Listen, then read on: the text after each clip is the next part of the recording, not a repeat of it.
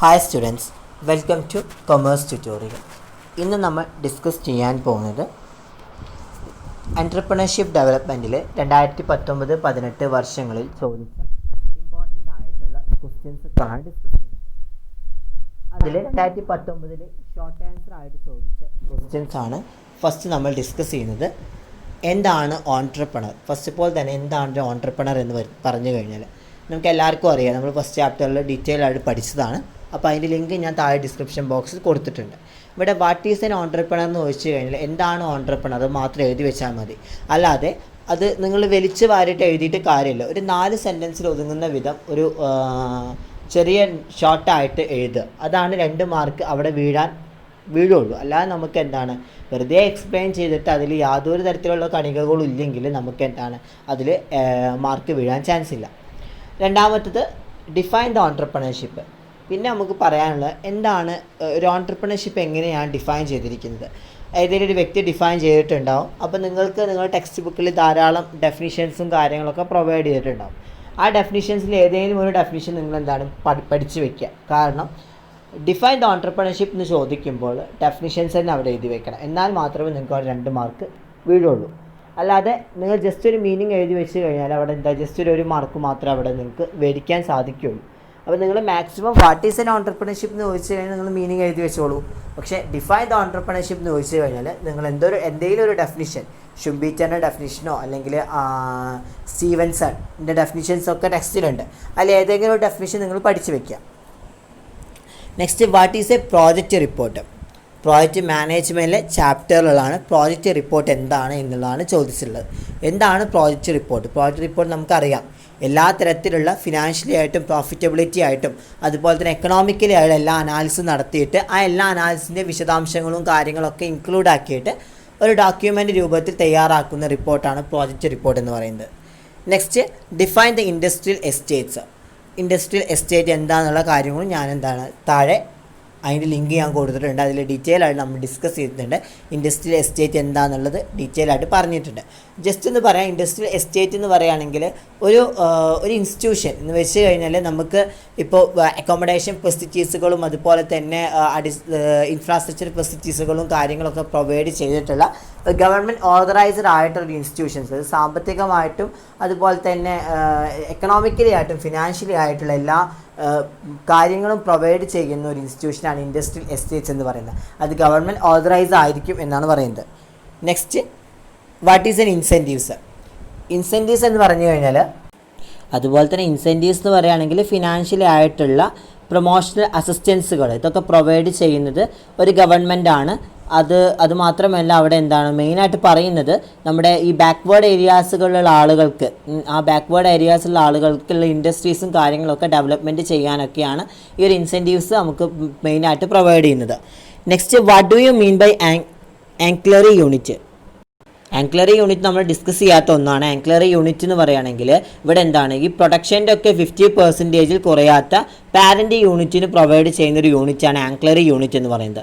ഇവിടെ പ്ലാന്റ് ആണെങ്കിലും മിഷനറീസുകളാണെങ്കിലും അവിടെയൊക്കെ ഇൻവെസ്റ്റ്മെൻറ്റ് എന്ന് പറയുന്നത് 15,000 എന്ന് വെച്ചാൽ 50,000 രൂപയിൽ കൂടാതെയുള്ള ബിസിനസ് എൻ്റർപ്രൈസുകളിൽ ഒരു സ്മാൾ യൂണിറ്റ്സ് മാത്രം എന്ന് വെച്ച് കഴിഞ്ഞാൽ 25 lakhs ഉള്ള ഇൻവെസ്റ്റ്മെൻ്റ് എങ്കിലും അവിടെ ഉണ്ടായിരിക്കും.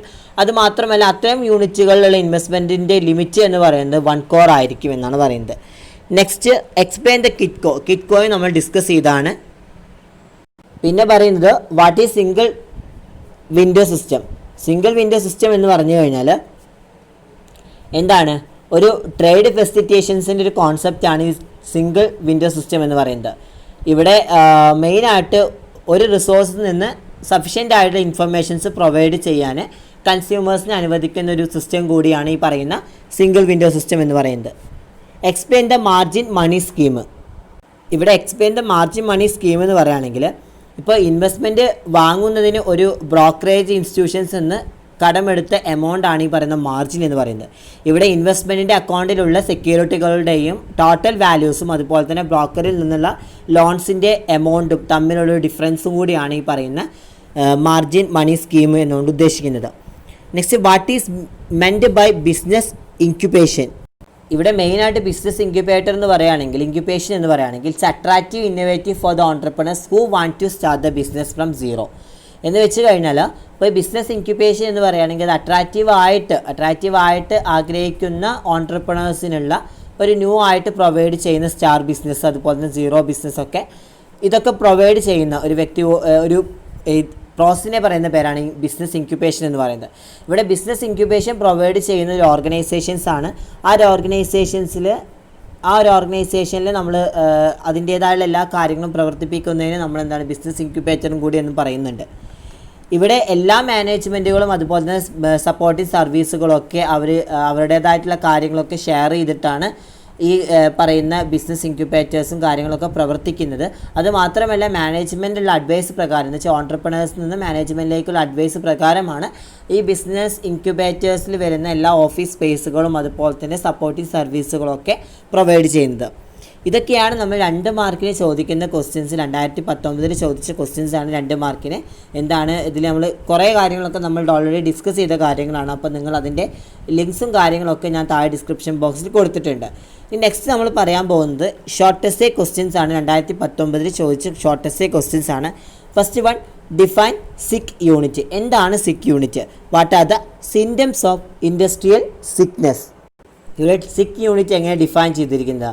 The sick units companies act 1985 defined the sickness in terms of the cash losses for 2 consecutive financial years and accumulated losses equaling or exceeding the net worth of the company at the end of the second financial year. 1985 ഈ സിക്ക് unit act അഥവാ ഈ സിക്ക് industrial companies act എന്നുള്ള സംഭവം നിലവിൽ വന്നത്. അതിൻ്റെ പ്രകാരം എങ്ങനെയാണ് ഈ സിക്നെസ്സിനെ നമ്മൾ ഡിഫൈൻ ചെയ്തിരിക്കുന്നത് വെച്ച് കഴിഞ്ഞാൽ, തുടർച്ചയായിട്ട് 2 ഫിനാൻഷ്യൽ ഇയേഴ്സുകളിൽ നമുക്ക് എന്താണ് ക്യാഷ് ലോസ് കളക്ട് ചെയ്യപ്പെട്ട ലോസുകളിൽ 2ാം ഫിനാൻഷ്യൽ ഇയേഴ്സിൻ്റെ അവസാനത്തിൽ കമ്പനിയുടെ ടോട്ടൽ വാല്യൂസിൽ നിന്ന് ഈക്വൽ ആയിട്ടോ അല്ലെങ്കിൽ അതിൻ്റെ ഉപരിയായിട്ടുള്ളത് നമുക്ക് എന്താണ് പ്രൊവൈഡ് ചെയ്യണമെന്നാണ് പറയുന്നത്. അപ്പോൾ അത്തരം ഒരു പ്രോസസ്സിനെയാണ് നമ്മൾ എന്ത് പറയുന്നത് സിക്ക് യൂണിറ്റുകൾ എന്ന് പറയുന്നത്. ഈ സിക്ക് യൂണിറ്റുകൾ എന്ന് പറയുന്നത് ഇത്ര മാത്രമേ ഉള്ളൂ. കണ്ടിന്യൂസ് ആയിട്ട് 2 ഫിനാൻഷ്യൽ ഇയേഴ്സുകളിൽ ക്യാഷ് ലോസ് കളക്ട് ചെയ്യുന്നതിൻ്റെ ഒപ്പം തന്നെ അവിടെ തന്നെ ലോസുകൾ 2ാം ഫിനാൻഷ്യൽ ഇയേഴ്സിൻ്റെയും അവസാനത്തിൽ കമ്പനിയുടെ മൊത്തം വാല്യൂസിൽ നിന്നും അതിന് ഈക്വൽ ആയിട്ടുള്ളതും ആയിരിക്കണം എന്നാണ് പറയുന്നത്. Next, what are the symptoms of industrial sickness? Symptoms of industrial sickness എന്ന് പറയുകയാണെങ്കിൽ അവിടെ പറയാൻ എന്താണ്? ഒന്നാമത്തത് ഡിറ്റോറിയേറ്റിംഗ് ഫിനാൻഷ്യൽ റേഷ്യോസ്, അതുപോലെ delay in the audit of annual accounts, resisting shortage of cash flows, continuous terrible in the price of the shares, delays in the payment of statutory dues, അതുപോലെ തന്നെ widespread use of creative accountings, frequent request for the loans, moral digressions of the employees, depreciations amongst the top and middle managerial levels. ഇത്രയും സിംറ്റംസുകളാണ് നമ്മുടെ ഈ ഒരു industrial സിക്നെസ്സിൽ ഉണ്ടാവുന്നതെന്നാണ് പറയുന്നത്. അപ്പോൾ നിങ്ങളോട് എന്താണ് ഇൻഡസ്ട്രിയൽ സിക്നെസ് എന്ന് ചോദിച്ചു കഴിഞ്ഞാൽ അത് ഡിഫൈൻ ചെയ്യുക, അതുപോലെ തന്നെ അതിൻ്റെ സിംറ്റംസും കാര്യങ്ങളും ഇത്രത്തോളം എഴുതി വെച്ചാൽ തന്നെ നിങ്ങൾക്ക് ഫുൾ സ്കോറും മേടിക്കാം. Next, explain the importance of MSME. ഇവിടെ MSMEൻ്റെ ഇമ്പോർട്ടൻസ് എന്തൊക്കെയാണ്, അല്ലെങ്കിൽ സിഗ്നിഫിക്കൻസ് ഓഫ് MSME ചോദിക്കാം.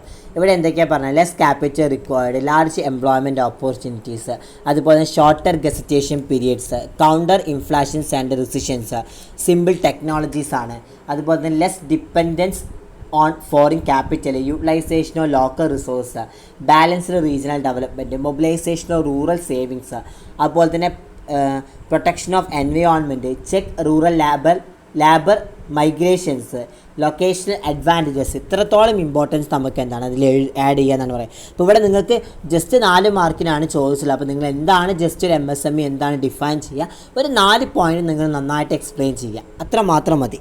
Next, explain the entrepreneurial traits. ഇവിടെ ഓൺട്രപ്രണറിയൽ ട്രൈറ്റ്സ് എന്ന് പറയുകയാണെങ്കിൽ സക്സസ്ഫുൾ ആയിട്ടുള്ള ഓൺട്രപ്രണേഴ്സുമായിട്ട് അവരുമായിട്ട് റിലേറ്റഡ് ആയിട്ടുള്ള എല്ലാ ഫീച്ചേഴ്സുകളും, അതുപോലെ തന്നെ ക്വാളിറ്റീസുകൾ, അവരുടെ തിങ്കിങ് ആയിട്ടുള്ള കാര്യങ്ങൾ, തിങ്കിങ് ഐഡിയാസുകൾ എന്നിവയാണ് ഈ പറയുന്ന ഓൺട്രപ്രണേഴ്സിൻ്റെ എല്ലാ തരത്തിലുമുള്ള സ്വഭാവ സവിശേഷതകളും. അതുപോലെ തന്നെ ചില ഓൺട്രപ്രണേഴ്സിൽ ഈ എല്ലാ സ്വഭാവ സവിശേഷതകളോട് കൂടിയിട്ട് അത് കൂടുതലായിട്ട് ബോൺ ചെയ്യപ്പെടുന്ന, അല്ലെങ്കിൽ എല്ലാ സ്വഭാവ സവിശേഷതകളും കൂടിയിട്ടും അങ്ങനെ ബോൺ ചെയ്യപ്പെടുന്ന വ്യക്തികൾക്കും അതുപോലെ തന്നെ മറ്റുള്ളവർക്ക് അത് ഡെവലപ്മെൻറ്റ് ചെയ്യാനുള്ള ഒരു ഓപ്പർച്യൂണിറ്റീസ്, ഇതൊക്കെ ഉൾപ്പെടുന്നതാണ് ഒരു ഓൺട്രപ്രണറിയൽ ട്രൈറ്റ്സ് എന്നുകൊണ്ട് ഉദ്ദേശിക്കുന്നത്. ഒരു ഓൺട്രപ്രണർ ട്രൈറ്റ്സ് എന്ന് പറയുകയാണെങ്കിൽ സക്സസ്ഫുൾ ആയിട്ടുള്ള ഓൺട്രപ്രണേഴ്സുമായിട്ട് റിലേറ്റഡ് ആയിട്ടുള്ള എല്ലാ ക്യാരക്ടറിസ്റ്റിക്സുകളും, എബിലിറ്റീസുകൾ, patterns associated with successful entrepreneurs, ഇതൊക്കെ അടങ്ങിയതാണ് ഒരു ഓൺട്രപ്രണേഴ്സിൻ്റെ സക്സസ്ഫുൾ എന്ന് പറയുന്നത്. അപ്പോൾ അവരുടെ എല്ലാ കാര്യങ്ങളും അവർ ബോൺ ചെയ്യുന്ന ടൈമിൽ തന്നെ അവർക്ക് അത് ഓൾറെഡി ഡെവലപ്ഡ് ആയിട്ടുള്ള കേസുകളുള്ള ആളുകൾക്ക് ഉണ്ടാവും. അതുപോലെ തന്നെ ഡെവലപ്ഡ് ആയിട്ട് അത് പിന്നീട് ഡെവലപ്പ് ചെയ്യുന്ന കേസുകളും ഉണ്ടാകും. അപ്പോൾ അങ്ങനത്തെ ഒരു ഇതാണ് ഈ പറയുന്ന ഓൺട്രപ്രണറിയൽ ട്രൈറ്റ്സ് എന്നുകൊണ്ട് ഉദ്ദേശിക്കുന്നത്. അപ്പോൾ അത് ഇവിടെ ചോദിച്ചിരിക്കുന്ന എക്സ്പ്ലെയിൻ ദ ഓൺട്രപ്രണറിയൽ ട്രൈറ്റ് എന്ന് പറയുന്നത്. അപ്പോൾ ഇത് ജസ്റ്റ് ഒന്ന് കുറച്ചും കൂടി നന്നായിട്ട് ഇലാബറേറ്റ് ചെയ്തിട്ട് ഡിഫൈൻ ചെയ്താൽ മതി. Next, what are the barriers of entrepreneurship? ഈ ബാരിയേഴ്സ് ഓഫ് ഓൺട്രപ്രണർഷിപ്പ് എന്ന് പറയുകയാണെങ്കിൽ തടസ്സങ്ങൾ, എന്തൊക്കെ തടസ്സങ്ങളാണ്, ഏതൊക്കെ രീതിയിലുള്ള തടസ്സങ്ങളാണ് ഓൺട്രപ്രണേഴ്സിനുള്ളത് എന്നുള്ളതാണ് ചോദിക്കുന്നത്. ഒന്നാമത്തെ എൻവയോൺമെൻറ്റൽ ബാരിയേഴ്സ്, അതുപോലെ തന്നെ പേഴ്സണൽ ബാരിയേഴ്സ്, സോഷ്യൽ ബാരിയേഴ്സ് ഒക്കെ ഉണ്ട്. അതിൽ എൻവയോൺമെൻറ്റൽ ബാരിയേഴ്സിൽ non availability of the raw materials, lack of skilled labours, lack of good machineries, lack of infrastructures, lack of fund. Personal barriers ആണെങ്കിൽ അവിടെ unwillingness to invest monies, lack of confidence, lack of motivations, lack of patience, inability to dream. Social ബാരിയേഴ്സിൽ പിന്നെ low status, customs and traditions of people. ഇത്രയും എഴുതി കഴിഞ്ഞാൽ നിങ്ങൾക്ക് ആ ഒരു 4 മാർക്കിൽ 2 മാർക്കായാലും കിട്ടും. അത് എക്സ്പ്ലെയിൻ ചെയ്യുകയും കൂടി ചെയ്ത് കഴിഞ്ഞാൽ നിങ്ങൾക്ക് അത് 4 മാർക്കും സ്കോർ ചെയ്യാൻ സാധിക്കും. Next, what are the purpose of project report? ഒരു പ്രോജക്റ്റ് റിപ്പോർട്ടിൻ്റെ ഒബ്ജക്റ്റീവ്സ് അല്ലെങ്കിൽ അതിൻ്റെ പർപ്പസ് എന്തൊക്കെയാണെന്നുള്ളതാണ് ചോദിക്കുന്നത്. അത് നമ്മൾ ഡീറ്റെയിൽഡ് ആയിട്ട് വീഡിയോയിൽ ഡിസ്കസ് ചെയ്തിട്ടുണ്ട്. അപ്പോൾ അതിൻ്റെ ലിങ്ക് ഞാൻ ഡിസ്ക്രിപ്ഷൻ ബോക്സിൽ കൊടുത്തിട്ടുണ്ട്. Next, explain the factors to be considered for the setting up of a industrial units. ഇവിടെ ഇൻഡസ്ട്രിയൽ യൂണിറ്റ്സ് അതിൻ്റെ ഫാക്ടേഴ്സുകൾ എന്തൊക്കെയാണ്, അതിൽ വരുന്ന ഘടകങ്ങൾ എന്തൊക്കെയാണെന്ന് ചോദിച്ചിരിക്കുന്നത്. നമുക്ക് പ്രോപ്പർട്ടീൻ്റെ ക്യാരക്ടറിസ്റ്റിക്സ് നമുക്ക് കൊടുക്കാം, ഇൻഡസ്ട്രിയൽ പ്ലേസ് ചെയ്തതിൻ്റെ ക്യാരക്ടറിസ്റ്റിക്സ് നമുക്ക് കൊടുക്കാം, അതുപോലെ അതിൻ്റെ എക്കോണമി, അതുപോലെ തന്നെ government interventions, industrial transportation facilities, infrastructure facilities, technological ലെവലിലുള്ള കാര്യങ്ങൾ, വേരിയബിൾ ക്ലൈമറ്റ്സ്, എൻവയോൺമെൻറ്റൽ കണ്ടെയ്ൻമെൻറ്റേഷൻസ്, ഇതൊക്കെ നമുക്ക് ഈ ഒരു ഇൻഡസ്ട്രിയൽ യൂണിറ്റ്സിൻ്റെ ഫാക്ടേഴ്സിൽ നമുക്ക് ഉൾപ്പെടുത്താൻ സാധിക്കും. Next, what are the business incubator centres in India? What are the business incubation centres in India? ഇവിടെ ഇന്ത്യയിലുള്ള ബിസിനസ് ഇൻക്യുബേഷൻ സെൻറ്റേഴ്സ് ഏതൊക്കെയാണ് അതിനെക്കുറിച്ച് എക്സ്പ്ലെയിൻ ചെയ്യാമെന്ന് പറഞ്ഞു കഴിഞ്ഞാൽ ഇവിടെ ഇങ്ങനെ നമുക്ക് എഴുതാം. എങ്ങനെയാണ്? A business incubations centres is usually set up universities, അതുപോലെ തന്നെ top related education institutions or with the patronage of states government or central government or by both. The new blue chip companies like the Infosys and Reliance may also venture into it. Of course, the venture capitalists eye on this to make a super profit from the service offered the educational institution, do not incubator to assist their raw graduate to start their venture. ഇത്രയും എഴുതി കഴിഞ്ഞാൽ നിങ്ങൾക്ക് ഒരു 2 mark എങ്കിൽ നിങ്ങൾക്ക് കിട്ടും. അപ്പോൾ maximum നിങ്ങൾക്ക് അതിൻ്റെ സെൻറ്റേഴ്സുകളൊക്കെ വിശദമായിട്ട് നിങ്ങളുടെ യൂണിവേഴ്സിറ്റി ടെക്സ്റ്റിൽ കൊടുത്തിട്ടുണ്ടാവും. അപ്പോൾ ഞാൻ എക്സൽ ടെക്സ്റ്റാണ് ഫോളോ ചെയ്യുന്നത് കാരണം കൊണ്ട് അതിൻ്റെ ഒരു പൂർണ്ണമായിട്ടുള്ള കാര്യങ്ങളൊന്നും കൊടുത്തിട്ടില്ല. അപ്പോൾ അതിൻ്റെ ബിസിനസ് ഇൻക്യുബേഷൻ സെൻറ്റേഴ്സിനെ കുറിച്ച് നന്നായി ഡീറ്റെയിൽ ആയിട്ട് നോക്കുക. അപ്പോൾ 4 മാർക്കിന് ചോദിച്ച ക്വസ്റ്റ്യനാണ്. അപ്പോൾ നെക്സ്റ്റ് ക്വസ്റ്റ്യൻ ചോദിച്ചത് what aspect is looked into while conducting financial analysis? ഒരു ഫിനാൻഷ്യൽ അനാലിസിസ് കണ്ടക്ട് ചെയ്യണമെങ്കിൽ ചില ആസ്പെക്റ്റുകൾ വേണം. ഉദാഹരണം നമുക്ക് അറിയുന്നതാണ് ഫണ്ട് ഫ്ലോ അനാലിസിസ്, അതുപോലെ തന്നെ cash flow analysis, break even analysis, ratio analysis, CVP analysis, sensitivity analysis, അതുപോലെ തന്നെ റിസ്ക് അനാലിസിസ്. ഇതൊക്കെ നമുക്ക് ഈ ഒരു ഫിനാൻഷ്യൽ അനാലിസിസ് നമുക്ക് കണ്ടക്ട് ചെയ്യണമെങ്കിൽ ഈ പറയുന്ന എല്ലാ ഘടകങ്ങളും, ഈ പറയുന്ന എല്ലാ ആസ്പെക്റ്റുകളും നമുക്ക് ആവശ്യമാണ് എന്നാണ് ഉദ്ദേശിക്കുന്നത്. നെക്സ്റ്റ് എസ് ക്വസ്റ്റ്യൻസിൽ ചോദിച്ചതാണ് 2019 define the woman entrepreneurs, explain the problem faced by the woman entrepreneurs in India. താഴത്തെ ഡിസ്ക്രിപ്ഷൻ ബോക്സിൽ ഫസ്റ്റ് ചാപ്റ്ററിൽ നമ്മൾ ഡീറ്റെയിൽഡ് ആയിട്ട് പറഞ്ഞിട്ടുണ്ട് വുമൺ ഓൺട്രപ്രണേഴ്സിൻ്റെ പ്രോബ്ലംസ് എന്തൊക്കെയാണ്, എങ്ങനെയാണ് വുമൺ ഓൺട്രപ്രണേഴ്സിനെ ഡിഫൈൻ ചെയ്തിരിക്കുന്നതൊക്കെ നമ്മൾ ഡീറ്റെയിൽ ആയി ഡിസ്കസ് ചെയ്തിട്ടുണ്ട്. അപ്പോൾ നന്നായിട്ട് നോക്കുക, കാരണം എപ്പോഴും ചോദിക്കുന്നൊരു ക്വസ്റ്റ്യനാണ് അതിൻ്റെ റെമഡീസും അതുപോലെ തന്നെ റെമഡിക്കൽ മെഷേഴ്സും അതുപോലെ തന്നെ പ്രോബ്ലംസും. Next briefly explain the institutional support available in industries. ഇവിടെ ചോദിക്കുന്നത് നമ്മുടെ ഈ പറയുന്ന MSME എന്ന ചാപ്റ്റർ ഉണ്ടല്ലോ, micro medium small and industries, അതിൽ പറയുന്നൊരു ക്വസ്റ്റ്യനാണ് ഈ പറയുന്ന institutional support available in industries എന്ന് വെച്ച് കഴിഞ്ഞാൽ അത് നമ്മൾ കുറേ MSMEനെ സപ്പോർട്ട് ചെയ്യുന്ന കുറച്ച് ഇൻസ്റ്റിറ്റ്യൂഷൻസുകളാണ്. അതെന്താണ് അത് ഡീറ്റെയിൽ ആയി നിങ്ങൾ ഡിസ്കസ് ചെയ്യും. ഉദാഹരണത്തിന് നമ്മളിപ്പോൾ ഡിസ്ട്രിക്റ്റ് ഇൻഡസ്ട്രിയൽ സെൻറ്റേഴ്സ് ഉണ്ട്, DIC ഉണ്ട്, അതുപോലെ തന്നെ സിഡ്കോ, MSMEൻ്റെ SSI എന്ന് വെച്ചാൽ സ്മാൾ സ്കെയിൽ ഇൻഡസ്ട്രീസ്, ഇതൊക്കെ നമുക്ക് എന്താണ് അതിൽ കൂട്ടിച്ചേർക്കാൻ പറ്റും. അപ്പോൾ അതിൻ്റെ ഒക്കെ ഒബ്ജക്റ്റീവ്സും ഫങ്ഷൻസും ഒക്കെ കുറച്ചും കൂടി ഇലാബറേറ്റ് ചെയ്തിട്ട് എഴുതുക. Next explain the specimen form of project report. ഇവിടെ പറയുന്നത് explain the specimen form of the project report എന്ന് പറയുകയാണെങ്കിൽ നമ്മൾ ഈ പ്രോജക്റ്റ് റിപ്പോർട്ട് തയ്യാറാക്കുന്നത് സ്റ്റെപ്പ് ബൈ സ്റ്റെപ്പ് ആയിട്ടുള്ള ഒരു ഫോമാറ്റ്സ് ആണ് അവിടെ ഉദ്ദേശിക്കുന്നത്. അപ്പോൾ നിങ്ങളുടെ ആ പ്രോജക്റ്റ് റിപ്പോർട്ടിൻ്റെ ആ ഒരു എന്ന് വെച്ചാൽ പ്രോജക്റ്റ് മാനേജ്മെൻറ്റ് ലാസ്റ്റ് പാർട്ടിൽ പറയുന്നുണ്ട് ഡീറ്റെയിൽഡ് ആയിട്ട് അതിൻ്റെ കാര്യങ്ങൾ. അപ്പോൾ അതാണ് അതിൻ്റെ മൂന്നാമത്തെ എസ്സേയായിട്ട് ചോദിച്ചിരിക്കുന്നത്. ഇനി അടുത്ത ക്വസ്റ്റ്യൻ പേപ്പർ 2018 ക്വസ്റ്റ്യൻ പേപ്പറിൽ ചോദിച്ചിരിക്കുന്നത് 2019 ചോദിച്ച സെയിം ക്വസ്റ്റ്യൻസ് തന്നെ ഇവിടെ ചോദിച്ചിട്ടുണ്ട്. എന്താണ് ഓൺട്രപ്രണർഷിപ്പ് ഡിഫൈൻ ചെയ്യുക, അതുപോലെ തന്നെ ബിസിനസ് ഇൻക്യുബേറ്റേഴ്സ് എന്താണ്, അപ്പോൾ what are the quantifiable project എന്താ എന്നുള്ളത് നമ്മൾ ആ പ്രോജക്റ്റ് മാനേജ്മെൻറ്റിൽ ഡിസ്കസ് ചെയ്ത് നോക്കുമ്പോൾ നമ്മൾ പറഞ്ഞിട്ടുണ്ട്. അപ്പോൾ അതിൻ്റെ ലിങ്ക് ഞാൻ ഡിസ്ക്രിപ്ഷൻ ബോക്സിൽ കൊടുത്തിട്ടുണ്ട്. പിന്നെ എന്താ വെച്ചിട്ടുണ്ടെങ്കിൽ what is the project management, എന്താണ് പ്രോജക്റ്റ് മാനേജ്മെൻറ്റ്, അത് നമ്മൾ ഡിസ്കസ് ചെയ്തിട്ടുണ്ട്. What you understand by the project selection, എങ്ങനെയാണ് ഒരു പ്രോജക്റ്റ് നമ്മൾ സെലക്ട് ചെയ്യുന്നതെന്നാണ് ചോദിച്ചിരിക്കുന്നത്.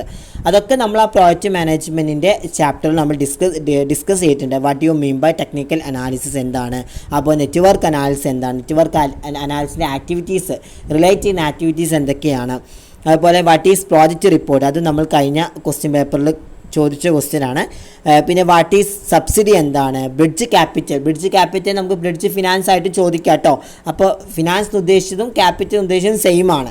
അപ്പോൾ ഇവിടെ നമ്മുടെ ഇപ്പോൾ നോക്കി നോക്കുക നിങ്ങൾ ഈ ഷോർട്ട് ആൻസറിൽ 10 ക്വസ്റ്റ്യൻസിൽ ഓൺട്രപ്രണർഷിപ്പ് ഡിഫൈൻ ചെയ്യുക, ബിസിനസ് ഇൻക്യുബേറ്റേഴ്സ്, പ്രോജക്റ്റ് റിപ്പോർട്ട്, ഇത് നമ്മൾ ഓൾറെഡി റിപ്പീറ്റഡ് ആയിട്ട് ചോദിച്ച ക്വസ്റ്റ്യനാണ്. അത് മാത്രമല്ല ഈ പ്രോജക്റ്റ് മാനേജ്മെൻറ്റ് എന്നുള്ള ചാപ്റ്ററിന് ഒരു എത്ര ക്വസ്റ്റ്യൻസ് ആണ്, quantifiable project management, technical analysis, network analysis, project selections, project report, പിന്നെ ടോട്ടൽ എത്രയാണ് 6 ക്വസ്റ്റ്യൻസോളം ആ ഒരു ചാപ്റ്ററിന് 2 മാർക്കിനെ ചോദിച്ചിട്ടുണ്ട്. അപ്പോൾ അത്രയും ഇമ്പോർട്ടൻ്റ് ആയുള്ള ചാപ്റ്റേഴ്സ് ആണെന്ന് അർത്ഥം. ഇനി നെക്സ്റ്റ് ഷോർട്ടസ്റ്റ് ടൈപ്പിൽ ചോദിച്ച ക്വസ്റ്റ്യൻസ് ആണ്. What are the characteristics of entrepreneurs, 2017 ചോദിച്ചാൽ what are the characteristics of entrepreneurs, ഒരു ഓൺട്രപ്രണേഴ്സിൻ്റെ ക്യാരക്ടറിസ്റ്റിക്സ് എന്താണ് നമ്മൾ ഡീറ്റെയിൽ ആയി ഡിസ്കസ് ചെയ്തിട്ടുണ്ട്. അത് ഇനിയിപ്പോൾ ഒരു ഓൺട്രപ്രണർഷിപ്പിൻ്റെ ക്യാരക്ടറിസ്റ്റിക്സും അതുപോലെ തന്നെ ഓൺട്രപ്രണേഴ്സിൻ്റെ ക്യാരക്ടറിസ്റ്റിക്സും തമ്മിൽ ഡിഫറൻസ് ഉണ്ട്. അത് നിങ്ങൾ ശ്രദ്ധിക്കുക. അത് നിങ്ങൾ ക്വസ്റ്റ്യൻ നല്ലപോലെ തന്നെ നോക്കിയിട്ട് തന്നെ നിങ്ങൾ ആൻസർ ചെയ്യാൻ ശ്രമിക്കുക. കാരണം ഓൺട്രപ്രണേഴ്സിൻ്റെ ക്യാരക്ടറിസ്റ്റിക്സ് ഡിഫറെൻ്റ് ഉണ്ട്, ഓൺട്രപ്രണർഷിപ്പിൻ്റെ ക്യാരക്ടറിസ്റ്റിക്സും ഡിഫറെൻ്റ് ഉണ്ട്.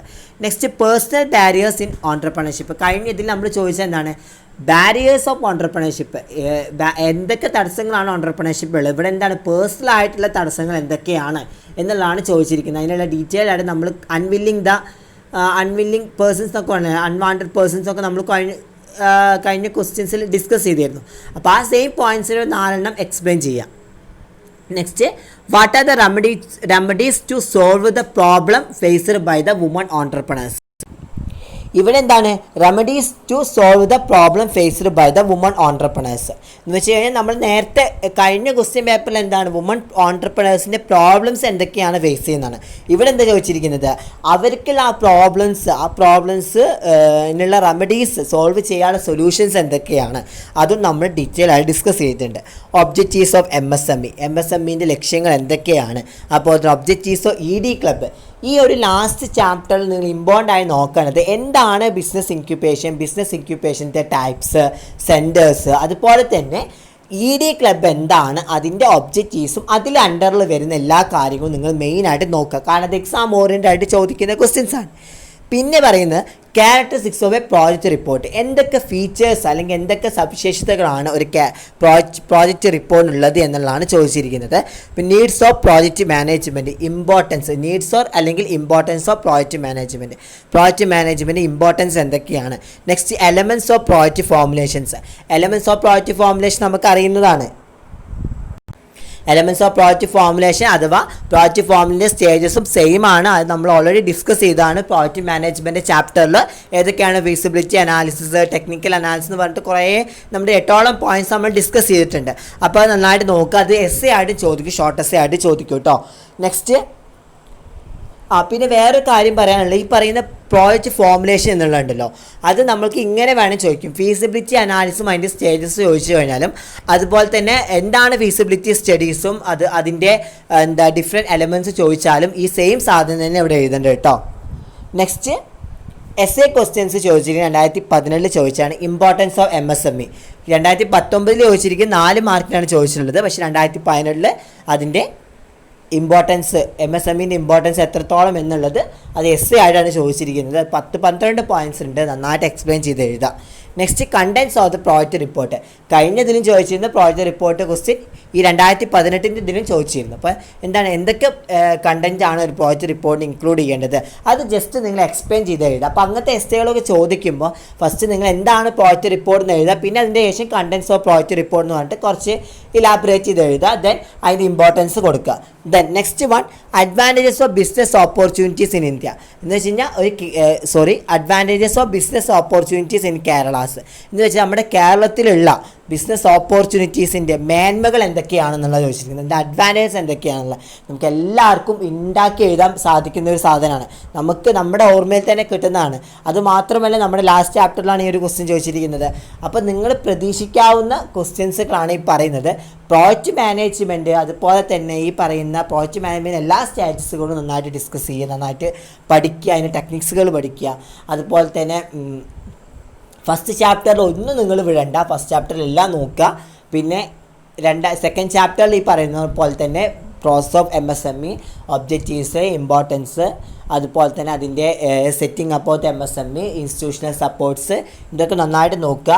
അത് ഇത്രത്തോളം ഇതാക്കി കഴിഞ്ഞാൽ തന്നെ ഇതിലിപ്പോൾ നിങ്ങൾ ജസ്റ്റ് നിങ്ങൾക്ക് എക്സ്പ്ലനേഷൻ കിട്ടിയില്ല, അറ്റ്ലീസ്റ്റ് നിങ്ങൾക്ക് എക്സ്പ്ലനേഷൻസ് കിട്ടിയില്ലെങ്കിലും അതിൻ്റെ മെയിൻ പോയിൻറ്റ്സ് എങ്കിലും നിങ്ങൾ പഠിച്ച് വെക്കുക. ഇവിടെ ചോദിക്കുന്നു ഇമ്പോർട്ടൻസ് MSME എന്ന് ചോദിച്ചപ്പോൾ നിങ്ങൾക്ക് അതിൻ്റെ എക്സ്പ്ലനേഷൻസ് അറിയില്ല.